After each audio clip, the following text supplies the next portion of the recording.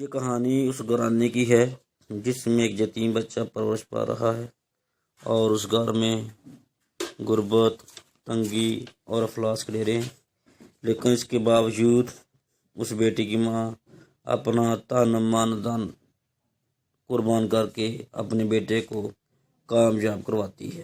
آئیے اس داستان کو مکمل سنتے ہیں، انشاءاللہ آپ اس سے جو محظوظ ہوں گے اور اس سے فائدہ اٹھائیں گے۔ احمد ایک غریب مگر محنتی لڑکا تھا جو اپنی ماں سے بے حد محبت کرتا تھا۔ احمد کے والد کا سایہ بچپن میں ہی سر سے اٹھ گیا تھا اور اس کی ماں زینب بی بی نے بہت محنت اور قربانی سے اسے پالا تھا۔ زینب بی بی محلے میں لوگوں کے گھروں میں کام کرتی تھی تاکہ اپنے بیٹے کو پڑھا لکھا کر ایک کامیاب انسان بنا سکے۔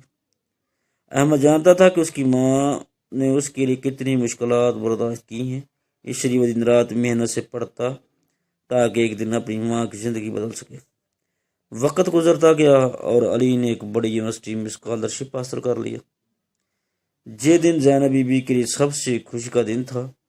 احمد نے اپنی تعلیم مکمل کی اور ایک بڑی کمپنی میں ملازمت حاصل کر لی۔ اب وہ اپنی ماں کو ایک آرام دہ زندگی دینا چاہتا تھا۔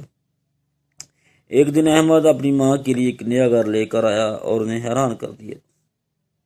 زینب بی بی کی آنکھوں میں خوشی کے آنسو تھے۔ وہ کہنے لگی، بیٹا مجھے یہ سب کچھ نہیں چاہیے تھا، بس تیرا سکون اور خوشی میرے لیے سب سے بڑی دولت ہے۔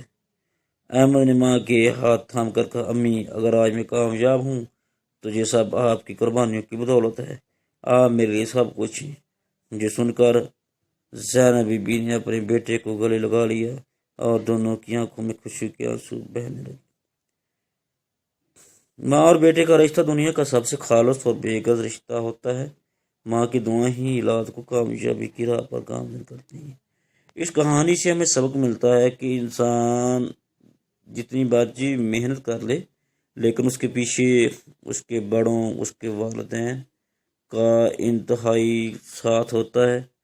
ان کے بڑے اپنے بچوں کے لیے دعائیں بھی کرتے ہیں، ان کے لیے محنت بھی کرتے ہیں، دن رات اپنا خون پسینہ ایک کر کے اپنے بچوں کو کامیاب دیکھنا چاہتے ہیں۔